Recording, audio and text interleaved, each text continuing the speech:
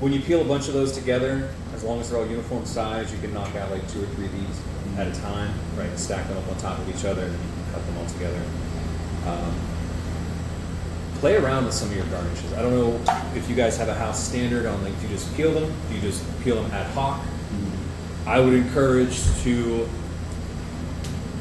whenever I was here, for whatever it was, I took a couple of these little glasses and I preset a lot of my garnishes out. Okay. I would pre-skewer cherries. I would pre-skewer, what else did we have? Like if we're doing flags, I probably wouldn't do because I wouldn't want the cherry juice dripping on stuff. But I would get a whole bunch of these peeled and I'd stick them in my glass. Okay. So that way, if I get a big push and a big pump, I don't have to be ad hoc cutting. I'll do that when it's low, when it's slow, right? But if I'm 3 deep right now and I've got tickets in the window and like all this stuff's going on, thank God I've got a dozen peels ready to go. And when I get a breath of fresh air in a moment, I'll restock my backstock if I can. But that really helps get you to a pop, like, oh, it's got a 10 top sitting down. All hands on deck, you know, we're gonna get a big wave, big ticket order in. It'd be nice to have pre-skewered cherries so you're not standing, you know, something like that. If you do skewer them. If you don't, skewer them and then just easier to pick up. Right?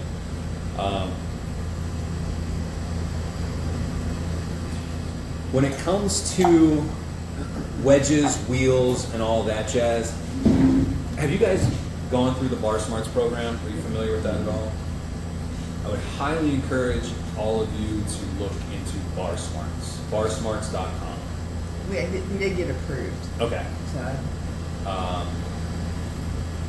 And if you do want to go down that route, talk to the boss because they might have a code for you to use or cover the cost for it. It's not it's like less than $30, I think, and it might even be less for the business. I don't know.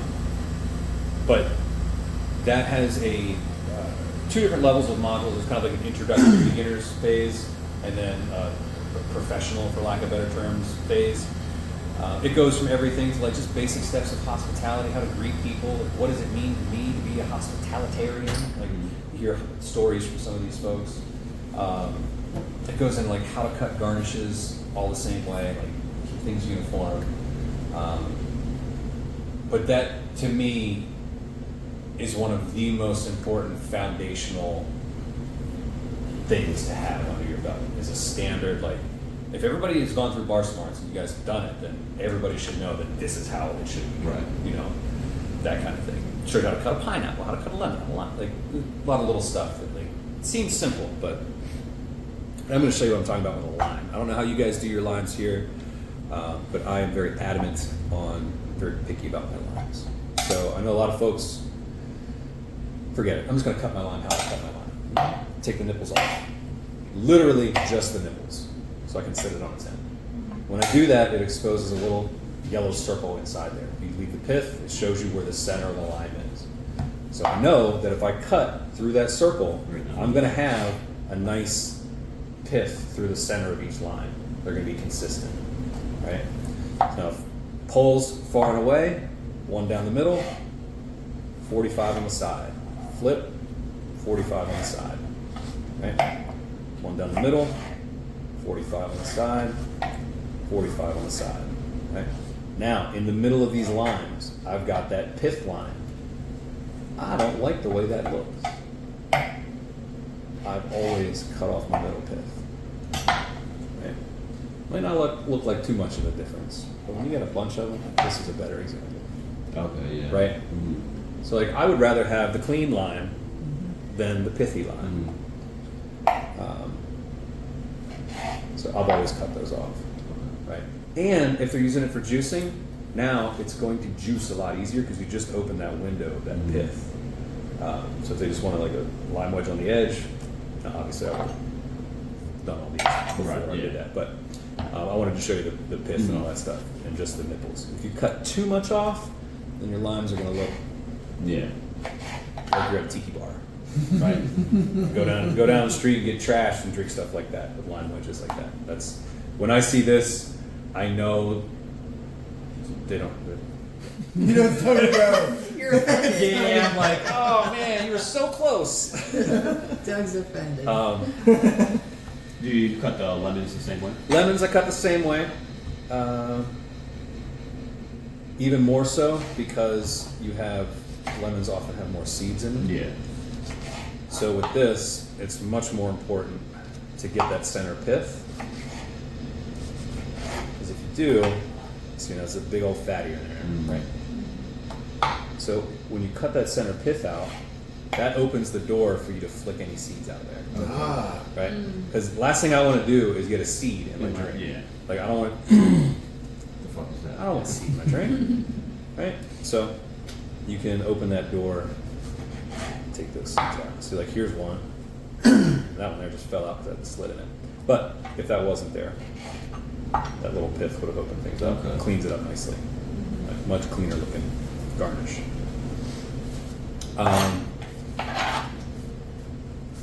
Oranges.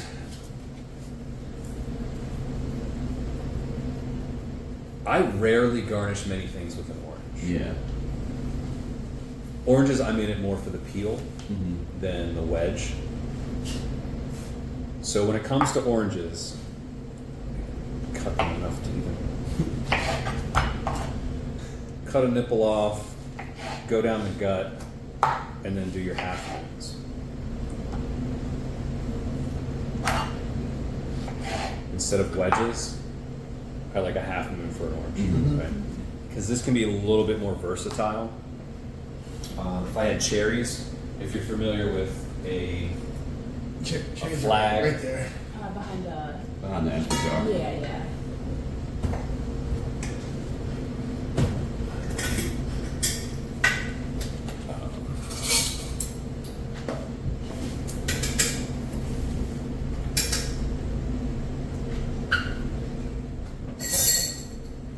Drip prevention. If you're familiar with what a flag is, you may know a cocktail flag. Right. That's when I like to use an orange. Right. That looks pretty. Right. It's like a pirate flag. Yeah. Right. That one's kind of brutalized a little bit, but you get the concept. So that's when I like to use orange fruit, or if you have like a wheat beer, obviously that goes nice as a garnish on a wheat beer. Blue and floral.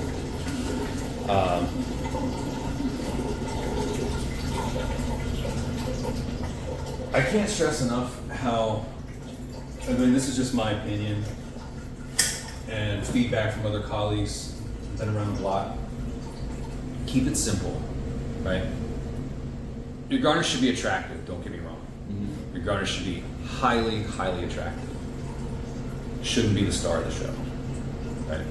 Cocktail should be well balanced. Should be great to match the garnish.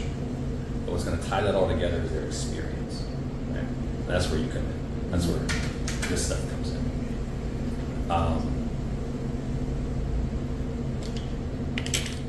What's that? The brunch place here in Annapolis and Baltimore? Mimi's or It's Shirley. Shirley's. Have you had a Bloody Mary there? I've never been. Like, there's shit everywhere.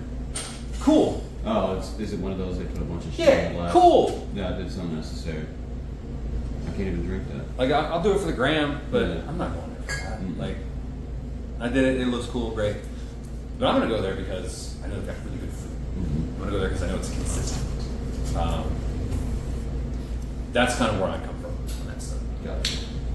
But don't get me wrong, garnishes can also be neck breakers in a good way. Meaning, when it goes through the room, you should have at least one on the menu that's going to be a neck breaker. We got a couple of them that Alchemist pour with the Right, right. So you don't need every one of them to be a neck breaker because that's going to break your neck. Right. Right? You want to break their necks. Drink goes through the room, they go, well, I don't care what that is, I want it. Right? That's exactly how it is. Yeah. Sometimes. I know. That happened to me last Yeah. night. Right. What it is, I want it. Yeah, I want that. I don't care what's in it. I want that. I want to take a picture of that. Sure. So in that aspect, sure, let that one do the song and dance for you. But it shouldn't be on every single cocktail because that's going to bog down the rest of the unit. But if it is an over-the-top garnish, I encourage you to work that into your prep. If there's any way to batch your garnishes.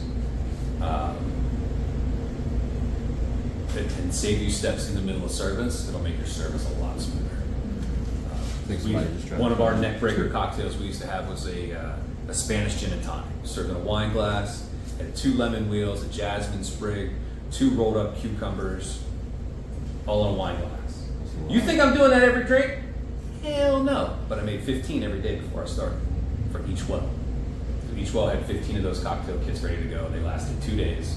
So my par was 15. Whatever I got the next day, I know how many I gotta make. And when I say I gotta make, how many I tell the barman. But it was just in little half quart, or not half quart, pints, these guys.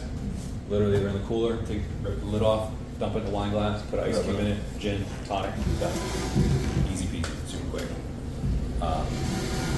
So if you're thinking about more extravagant garnishes and stuff, try to figure out a way that you might be able to like match that operation for your sake. Do you guys batch cocktails at all? Mm-hmm. Okay. Just the sangrias, right? Oh yeah, we make Okay. white bread. Yeah. Totally fine. Because you don't have to batch any cocktails as far as I'm concerned. But if you're going to burn some old product and use the punch template to do that with, I highly encourage you to batch it. Because that, 2 reasons. One, you're probably bringing a product onto the bar that's not typically in your daily speed use. So you don't want to add more clutter to the already tight space. Secondly, it's going to create consistency. So whoever came up with the cocktail doesn't need to train everybody and be all nitpicky about it. Say, here's the ounces, here's the supporting elements. You can write it right on the bottle. 2.5 ounces of batch, 3/4 ounce lemon, ½ ounce of den. Right, and that's your cocktail. I want you to jot this down. So they're under that section 7, 1 part, 2 part, 3 part, 4 part. Dave Wondrich, this guy, author of this book, met him a couple times. Literally wrote the book on punch. Right, this is the book on punch. He's a wonderful cocktail historian and just historian in general. Difficult reader to read because he's very wordy, but an amazing storyteller.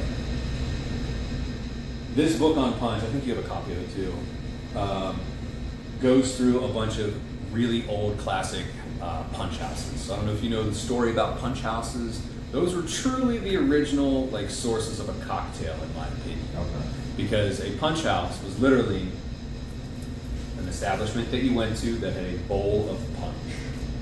And you could order a bowl of punch for the table. And that bowl of punch is going to last for 4 hours. So it's a large volume cocktail with a big block of ice in the middle of it. Okay. And that was in the 1700s. Oh wow. Right. So the template that he has artistically put together, 1 part sour,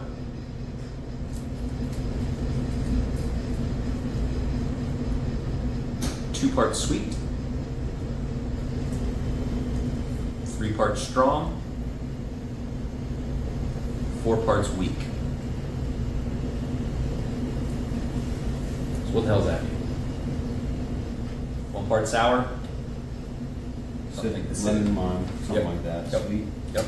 Some Sweet. type of fruit or juice of some sort. I'm thinking. Strong's the alcohol. Well, let's not overlook 2 yet, because 2 can get really fun. Okay.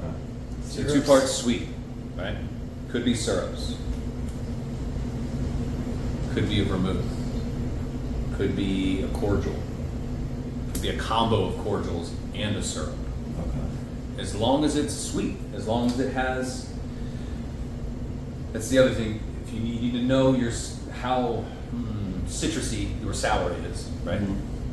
And then try to match that with the sweetness to create a balance in the cocktail. Okay. So if I'm using orange juice, which is not a very highly citric acid citrus, it's usually got a lot of sugar in it. I'd rather drink a glass of OJ than a glass of lemon J, right? So the citric level in that is two different levels. So knowing that going into how to balance that with sweetness is essential, is what I'm trying to get at.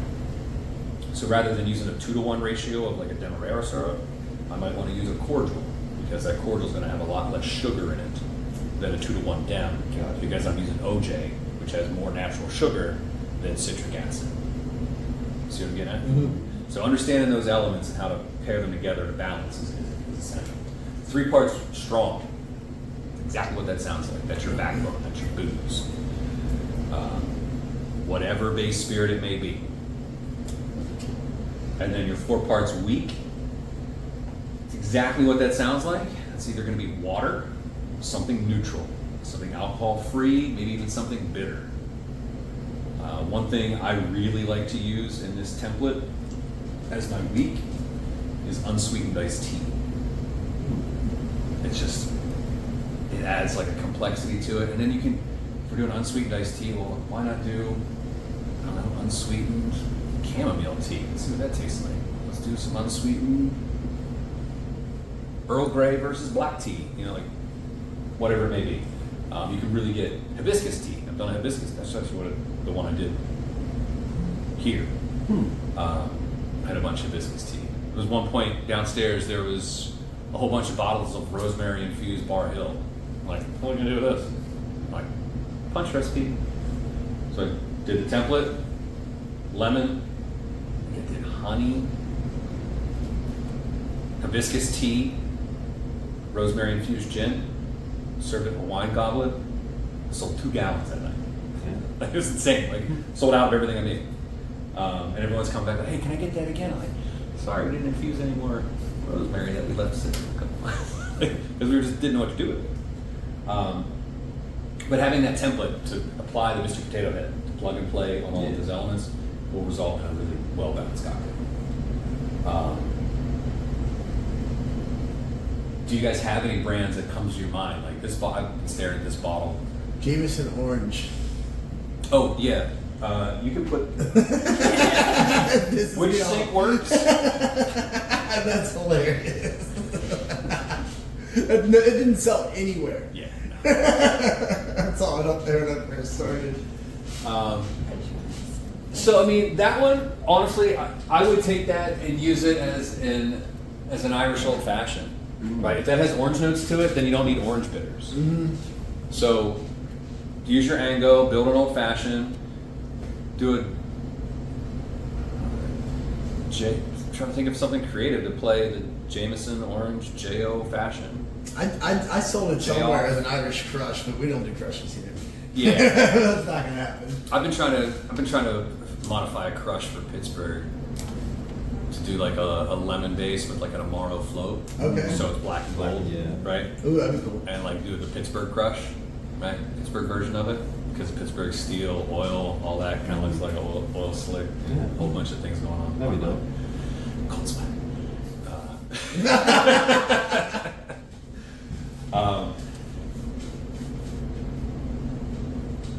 This is also an easy thing to do for a party. Like if you get invited someplace, like, hey, you're a bartender, will you take this template, plug and play, show up with a gallon of whatever, 3.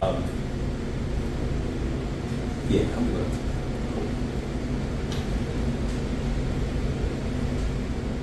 I just encourage you guys to, one, check out that Bar Smarts, because that's going to give you a baseline for your most common fruits, to have them cut the same way and similarly. And then I encourage you to consider, for variations of your traditional classics, to be able to visually identify your cocktails through garnishes with consistency. So that way you can look across the room and be like, oh yeah, that's a Nick and Famous, because I can tell based on the garnish that's on the cocktail. Apples. I don't know how you guys do your apple. Do you guys use an apple for anything? I've not used one yet, but I've seen people use them, so I could benefit from watching this. So if I were garnishing with an apple, I'm going to cut.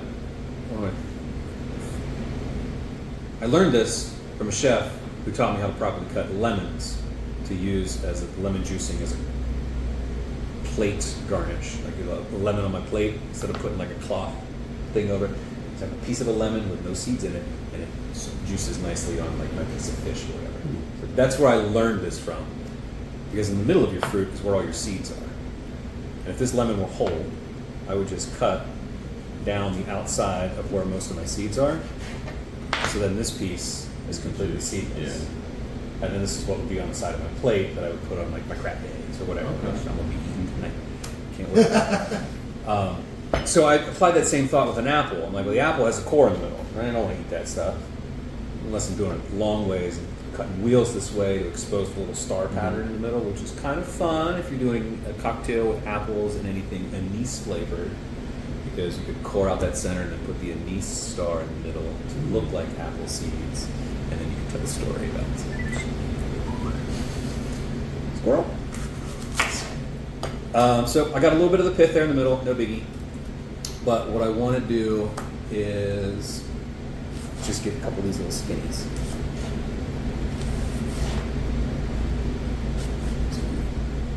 2 or 3 little spikies for your apple garnish. And this is my favorite way to garnish an apple. Okay, 3 spears. But you can start with this. If you leave this exposed, it's going to oxidize, obviously. So if it's out during service, just cut your first slice off, and then your next slice is going to be a clean slice. So you're just sacrificing one little guy. Apples are great for this. Pears are great with this. Pears in particular, because of the shape of the pear, you get a nice little like flamey spike up here, which might be something to consider for the torch thing. It kind of looks like a fire. Anyway, but yeah, I like this sitting in glass. You can also top it with a cherry, right? If you want to go above and beyond. But that's kind of what I like to use for an apple garnish. What are the Any tips on like charring or smoking? Yeah, so when it comes to charring a peel, sorry. Yeah, that's enough. I'm really not trying to cut. For flame zesting, warm up your oils until you start seeing some sparklage. See the sparklage? That's too much sparklage. Too much heat. But once you see a little sparkle off of that, you've got everything heated up nicely. And then, I think it makes it nervous. You may have a lighter on.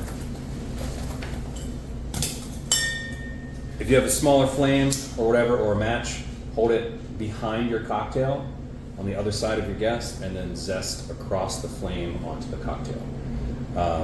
So after you heat it up, you can even take a lighter if you have that, or a match, be nice. And then hit that in front. Right. And then that heating up that oil allows it to sparkle a little nicer whenever I further. didn't know you had to heat it up. It helps. It You don't makes have to. It helps. It looks like it helps. And it gives you an opportunity to go like this. All right, everybody's good. Seriously, Yeah. right? And if you burn yourself, learn your lesson. With a flame zest,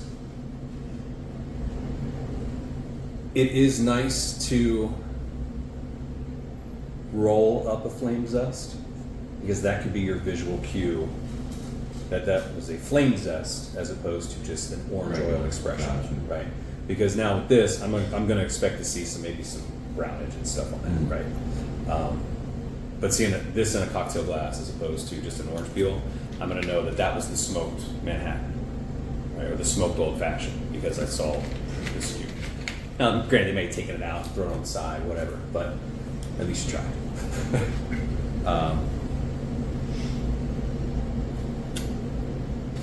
So it's the Wine and Spirits Education Trust. It's a certifying body out of the UK.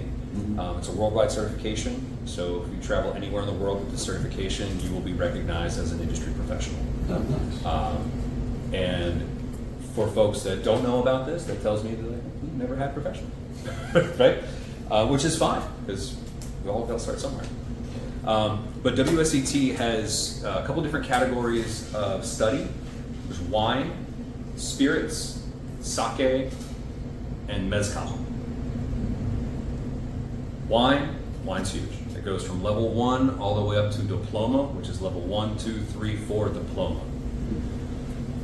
That is literally a master's degree in wine production, making, history, family heritage. Like a diploma wine holder is going to be someone who's writing books, is going to be someone who's going to Martha's Vineyards to speak to wine producers and other, like, they're going to be like There's not many of them. The other hat of the WSET is the Court of Sommelier for wine. So the Court of Sommelier is more of a service-focused wine study, whereas WSET is more of an analytical assessment of wine. Okay. So this teaches you more about how to understand the production, understand the whys behind the terroir. Right? All of these things you need to know as in the Court of Sommeliers, but it's much more focused on service as opposed to just knowledge and assessment of good wine. I like this because it allows me to, it gives you the vocabulary to be successful. Wine, spirits is exactly what it sounds like. But notice I also said mezcal and sake, which are also both spirits. Mm-hmm. But those two categories have so much in them that they needed an entire dedicated line of course study for that. Like I said earlier with tequila, tequila's made from 100% Blue Weber agave. That's tequila. Mezcal has hundreds of varietals of agave that can be made. Just like in wine, there are hundreds and thousands of different types of grapes that can get blended together into a final product. So in mezcal, you can have hundreds of different types of agave to be blended together into a mezcal. Sake is, for lack of better terms, rice wine, rice spirit, right? There's different levels of sake quality, and it's all dependent upon how that grain of rice is treated during the production process, and then the rules that they have to follow during production and post-production to get those accolades for their standards, right? Something really useful that these courses have also taught me is how to read a wine label. Like I can look at a wine label and I can probably tell you if it's like where it's from just by the appearance of it. Or I can tell you if it's a late harvest wine just based on like what indicators are on the bottle. Depending on where it's from, because not all regions will list those monikers that lets me know that it's a late harvest grape. But ones from Germany do. If it's a German wine, it's going to tell me something on that bottle that'll let me know that was a lately harvested grape, which is going to tell me if the consumer, there's more residual sugar in that wine, it's going to be a sweeter wine. So it gives you the tools to kind of assess things before tasting them. Spirits, it gets all the way into production as far as distillation process, the grains that go into it, post-production practices, and that kind of stuff. Gives you a lot of really good talking points to pull out for guests. Amaro, that's the bitter Italian agent. This has a lot of really good recipes in it, some really cool images as well. You can get some inspiration from maybe some garnish ideas and stuff in here too. But this is a really great book for Amari. Spirit and bottle, these are all Tito's cocktails. Let's just call them all vodka cocktails because Tito. And then this was one of my favorite wine books that was given to me by another sommelier. She had bought the next version of this and then wrote her own book and gave me this one. When you start learning about wines and how the climate and territory or terroir plays into how that grape tastes in the end, knowing where they come from is really useful. So anytime I come across a new wine, one of the first things I do is crack open this book and see where it is, because it's literally an atlas. Like it's a great Shows book. you everything. Yeah. So it breaks down all these regions, and you can find these most particular vineyards in these areas. So they're topographical maps that are really nice. Like break down where all these places are. Like these two vineyards are right next to each other. Why is this one so much more expensive than this one? Like this wine is 3 times as much as what this one is. It's like, well, this one is a cuvee. This one has a heritage, it has a story behind it, and it's the angle on that hillside is a different angle than the angle of the other hillside, so it gets more sun exposure, which is going to increase the sugar content. It's going to make the grapes ripen faster. So they're going to have a different yield of harvest and a different sugar profile than the grapes next door that see partial shade as opposed to that one. So just understanding the terrain can give you stories to talk about with your guests, or just make stuff up that you have the right language to do it with. Milk punch. You guys know how to make milk punch? Mm-hmm.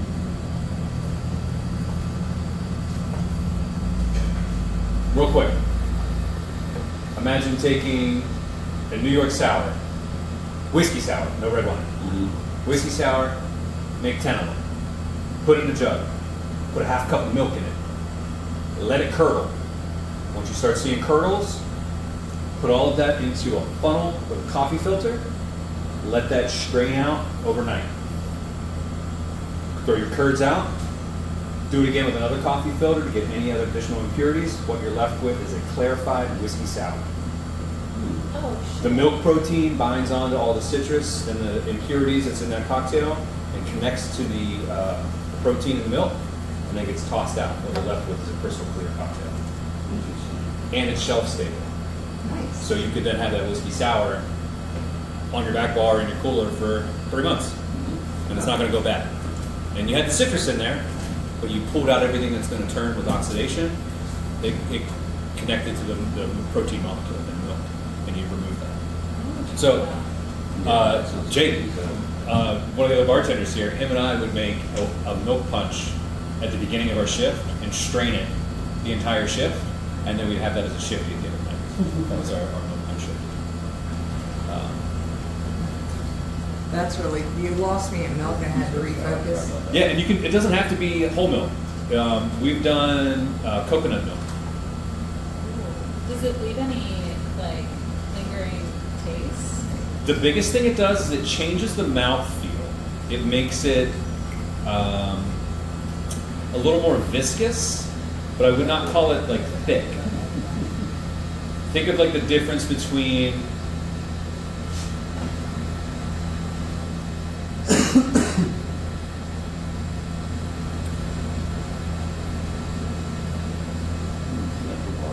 Have you ever seen frozen vodka poured?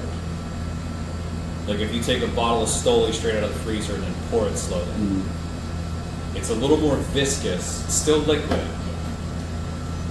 The difference in room temperature vodka and frozen vodka is more of a difference in viscosity than water and milk punch. So it's a less thickness than what that would be. Gotcha. I know that's a crazy analogy all over the place, but that's what I got. In California.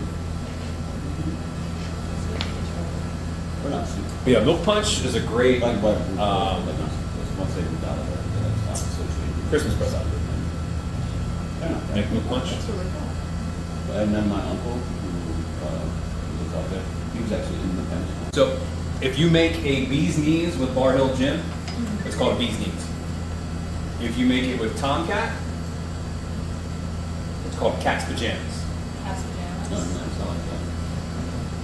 So if you do a Tomcat bee's knees, it's technically a cat's pajamas. Interesting. But that's always a fun one to like shoot from the hip on, because a lot of folks may have heard of a bee's knees before. And then my other colleague is like, wait, we only put an ounce in there? I've been putting an ounce and a half. And I was like, that's why everyone gets lit when you're So yeah, and those are the drinks that most commonly get have little mistakes like that, because everyone should know the classics. Like everyone knows, like that's a standard. Well, my standard was the place that I worked in for 5 years. Like, we didn't put simple syrup in it, so like that wasn't my go-to, you know. Or like now, we make grapefruit cordial in house for a Hemingway daiquiri. It's like, well, in my mind, a Hemingway daiquiri is fresh grapefruit juice. So like tweaking the mental specs of like, oh, it's not an ounce of grapefruit juice anymore. It's 3/4 ounce of grapefruit cordial and 1/4 ounce of acid-adjusted lime juice, because we want to mimic the acidic level of grapefruit, but also have the grapefruit notes in there and not add any sugar to it as much as we can, other than maraschino. So like to add that citric sweetness balance, we did a combination of the grapefruit cordial with a little bit of acid-adjusted lime to mimic a full grapefruit volume. So like those little intricacies, I was like, I have to look at the Hemingway daiquiri every time I make one, because my gut reaction is like, grapefruit juice. Guess what I don't have on my bar right now? Grapefruit juice. We have cordial. Grapefruits aren't in season right now.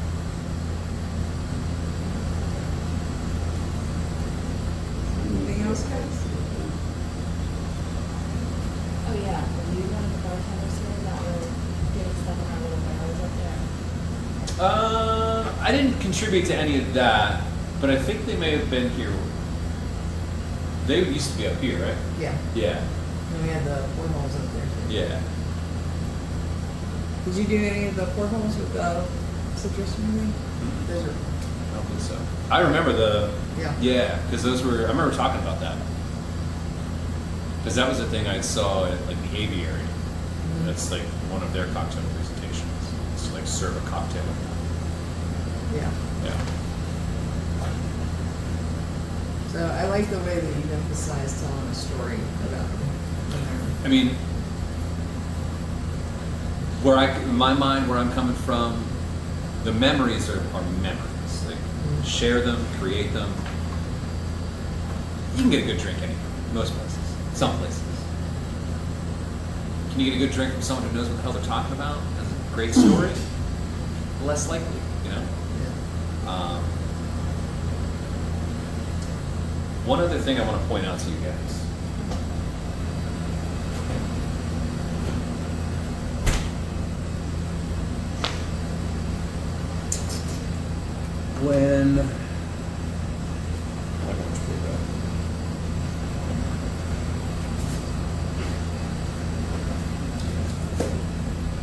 When you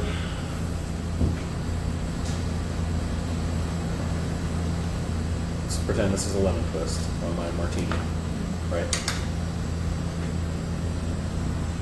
After you express your lemon oil, hit your rim, hit your stem.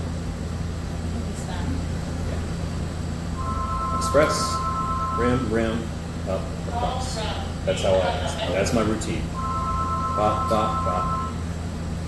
And then usually I'll give like a little slip. Pop inside out. So it's not a floater in there. Now with that you could cut it in a more attractive fashion and put another slice in it so they like kind of spray out a little bit. Why did I rub the stem? Is it to have the oil kind of like last in other areas too, or like Why? subliminals? You know? I thought it would be the hand, Say again? like the hand, your hand while you're drinking it. So when I have my cocktail, when I leave, I walk out the door and I'm like, man, Oh, that was okay.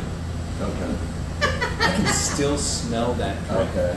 Because I've got the oil on my hands. Yeah. And I tell guests, I'm like, that's my way of reaching out to you when you leave these doors. So when you hop in your car and you get a whiff of lemon oil, you're going to think about that cocktail. Like, that's my way of being with you when you leave. So enjoy your evening. But yeah, and when guests see you do that, they say, what are you doing that for?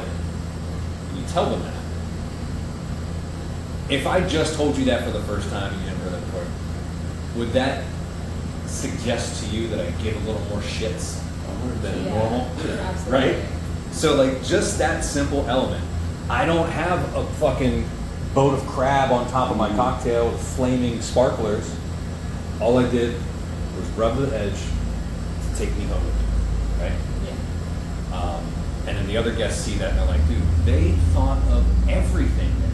All the way down to the point where they want to get orange oil on the guests' fingers. The bartender was telling me that they do that so that way they remember them when they leave. Like, I like that. You know? Yeah. I just think that's the subtleties, the unseen. What was the one thing I wrote down on paper that I didn't? The first one. That very first thing I said, what is creativity and hospitality? Surprised by the unspoken. I think it's something that can like really resonate with people. It doesn't have to be an action per se, like directly, but just pleasantly surprised by the unspoken. Whether that's when they get up and walk to the restroom, you go fold their napkin up nicely and place it back on the table. It's just a subtle touch of hospitality that like didn't need to speak anything. If you're talking about a brand, you're like, oh yeah, Amaro, this, that, and the other thing, or Tomcat, you know what? Let me just give you a little splash and we can talk about it. Yeah. like literally a bar spoon in a shot glass just to get their lips wet. Like that's what a barrel-aged, honey-based gin can taste like. And now let's try it in a cocktail. They're probably gonna taste it like, oh, that's good. Do whatever you want with it, you know.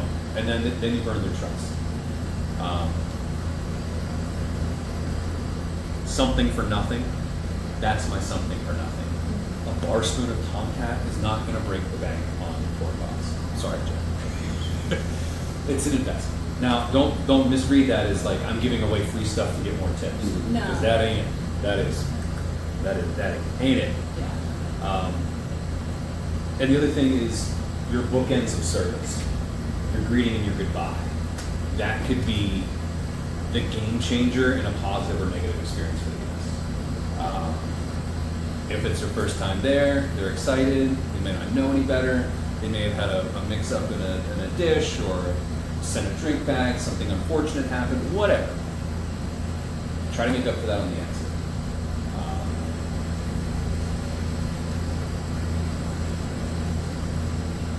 One of the humorous lines I like to use is, I stole it from a Mexican restaurant in my house. But if I hit it off with a guest and we have a good conversation and things are going well or whatever, or even if it's not, I'll try to lighten the mood a little bit. Be like, hey, see you tomorrow? They're like, yeah, maybe. I'm like, all right, I like the spirit. But just that suggestion, like, yeah, see you tomorrow. And like, ain't coming back. You know, they're from Texas, right? They're flying out tomorrow. Like, I know that. But that, like, see you tomorrow. I think that's fine. Yeah.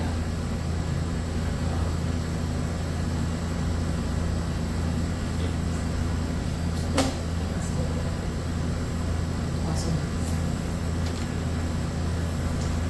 Can't get over it.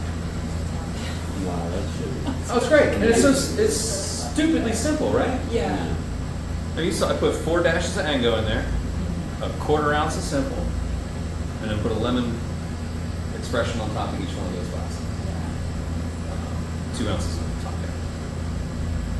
Would you also, like, if you had orange butters up here, you would still do 2 dashes of orange or not that one? Probably not, because you're gonna get some bitter notes from the lemon on Yeah. that. Now, if it were an orange garnished cocktail, like if I was doing a Oaxacan, I'd probably do mole bitters. That sounds so good. What? I don't think we have any. I haven't seen them downstairs. Be it. Can we get one? Sounds like Chocolate, right? we do, yeah. That works. All right. Well, thank you so much, guys, for coming. Yeah. Right around the corner. So hopefully, whoever didn't come, you guys can rub it in. Oh, shit. Be like, Yeah. Y'all got sleep in. I just gotta figure out like the best way to like break up the Do any